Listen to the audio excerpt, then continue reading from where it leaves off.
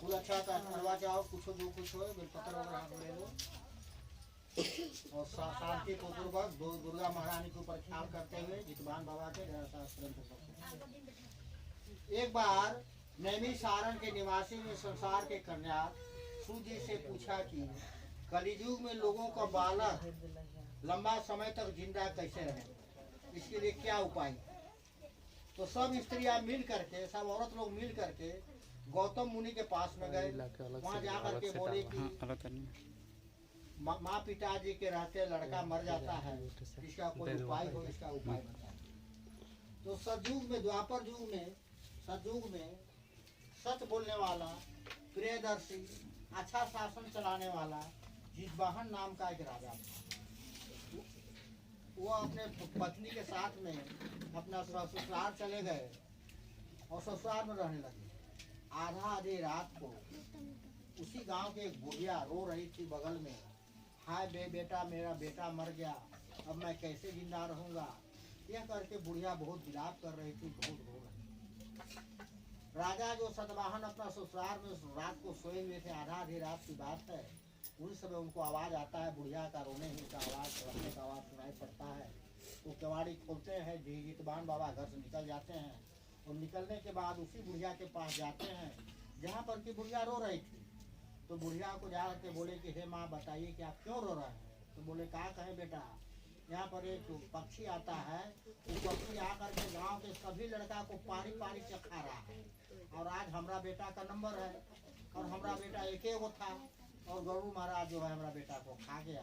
अब मैं कैसे जिंदा रहूंगा जब मेरा बेटा ही नहीं है, तो मैं दुनिया में जी के क्या करूंगा। अरे एक वो मेरा बेटा था। तो जितवाहन बाबा बोले कि रो मत, रोने से कुछ नहीं होगा, रोने से कुछ नहीं होगा, हम उसका उपाय करते हैं। उस दिन राजा जो है जितवाहन बाबा घर चले आते हैं।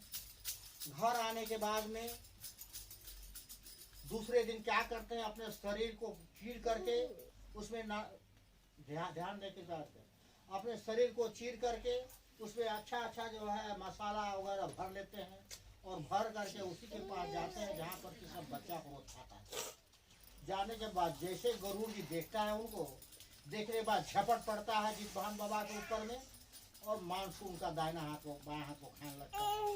जब बायां हाथ को खा कर गरुड़ पूरा कर लिया तो अपने से राजा जितवाहन बाबा उसको दाहिना हाथ बढ़ा देते हैं। उसके बाद दाहिना हाथ को जब खाने लगा तब वो गरुड़ महाराज बोले कि तुम तो कोई आदमी नहीं हो, तुम तो कोई देवता हो। तो तभी तो अपने मन से कहता है कि मांस खाइए। तो बोला आपको तो मांस खाने से इच्छा है, आप मांस खाइए, हमको उससे क्या लेना जाना। तब उन्होंने बोला कि नहीं, अब तो मैं मांस खा करके परिपूर्ण हो गया, तुम बोलो तुम कौन हो।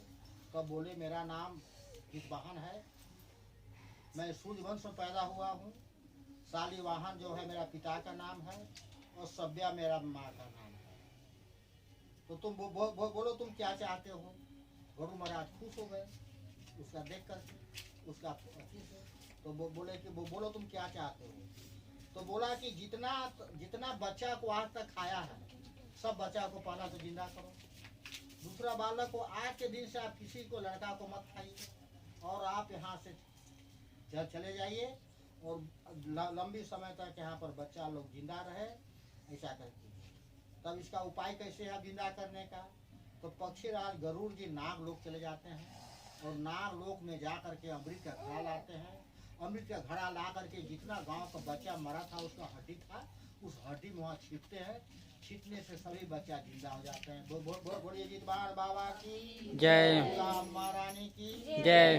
उस गांव में कोई बच्चा का मृत्यु नहीं होता है, माँ का रहते और सभी जितने मरे हुए थे सब बच्चा जिंदा हो गए। चढ़ा गया दो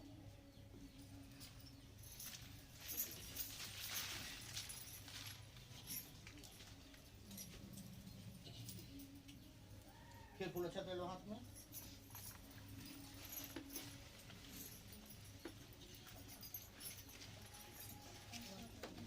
इस प्रकार से आश्विन महीना की अष्टमी सूर्योदय, जिस तिथि को अष्टमी को सूर्योदय होता है उस तिथि को महिला लोग को जिनका बाल बच्चा है उनको उपवास रह करके विधि पूर्वक पूजन करना चाहिए। पीपल का दार करके उसमें नाना प्रकार के जो है जो भी सामान ऋतु फल मिले, फल पकवान मिले, जितना सामर्थ्य हो उसको चढ़ाना चाहिए और 9वीं दिन को पारना करना चाहिए। ध्यान रहे कि 7वीं और अष्टमी जिस दिन होता है उस दिन पूजा नहीं करना चाहिए। वैसा करने से उसका दिन भर का पूजन का फल नाश हो जाता है, साथ ही साथ उसका पति के ऊपर दुर्भावना, उसके ऊपर पति को दिक्कत हो सकता है। इसलिए जब भी जितिया का व्रत किया जाता है तो उदया तिथि अष्टमी को पूजन किया जाता है और 9वीं को पारना किया जाता है। अब वहाँ पीपल के पेड़ पर कथा पंडित जी सुना रहे थे, उसी जगह पर जो है पीपल के जो पीपल आप लोग गाड़ा है उसी को चील बैठा हुआ था और नीचे में सियारी था। उन लोग भी कथा सुन रहे थे, पंडित जी को बता रहे थे जितपुत्री का व्रत, उस कथा को उन लोग भी सुन रहे थे।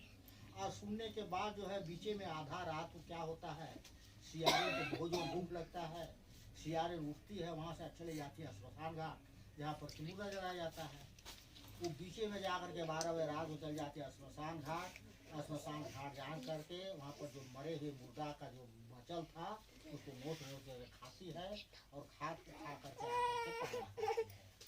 और जो चील जो ऊपर बैठा हुआ था सवेरे उठती है, उठ करके जो है गौशाला में जाती है और गाय का दूध पी करके पारना करता है। इस जन्म में उन लोग का जीवन खत्म हो जाता है। अगले जन्म जब उन लोग का होता है तो जो सियारिन थी वो जो है आपका राजा का पत्नी, मंत्री का पत्नी बनती है और चील जो है अगले जन्म में राजा का पत्नी बनती है। अब राजा का जो पत्नी था बनी है अगला युग में, वहाँ पर बनने के बाद उसका कोई बेटा जिंदा नहीं रहते। सियारिन जो थी उसका जो राजा का पत्नी बनी तो उसका सब बेटा पीछे में मर गया और जो चील थी उसका बेटा 8 को पैदा हुआ। अब 8 बेटा उसका जिंदा रहते थे। तो राजा के पत्नी को देख करके अहंकार हो गया, ईर्ष्या हो गया कि मेरा बेटा मर जाता है और इसका बेटा जिंदा कैसे रहता है। इसे राजा को कहा कि राजा जितना भी उसका बच्चा है उसको मार के खत्म करवा दे। राजा का हुकूमत था, उन लोग 8 बच्चा को मार दिया और मार करके पिटारी में, बांस का पिटारी में उसको मूढ़ी लोग को डाल दिया। दूसरा दिन जो इसी प्रकार से जब अगला बरस जब है अष्टमी दिन आया, सूर्य की अष्टमी को आया, जब जितपुत्री का व्रत किया तो 8 बच्चा जो है राम राम कहते फिर पहुंच जाते हैं और वहाँ पर जो डाला था वहाँ पर हीरा जवाहरात मिल जाता है। इस तरह से प्रत्येक नारी को आश्विन महीना कृष्ण पक्ष अष्टमी दिन को जिस दिन सूर्योदय होता है वो दिन पूजन करना चाहिए। वैसा करने से उसका बाल बच्चा लंबा समय तक जिंदा रहते हैं, उसका पति जो है लंबा समय तक जीवित रहता है, किसी प्रकार का दिक्कत नहीं होता है।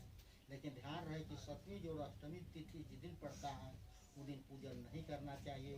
करने से बच्चा अपना धर्म तो जाता ही है, साथ ही साथ उसका पति को बहुत दिक्कत होता है, यानी सौभाग्य नष्ट हो जाता है, काम नहीं कर सकता है। बोलिए जितवाहन बाबा की जय, दुर्गा महारानी की जय, गणेश भगवान की जय। चढ़ा दीजिए आरती। कैसे हो? कौन दो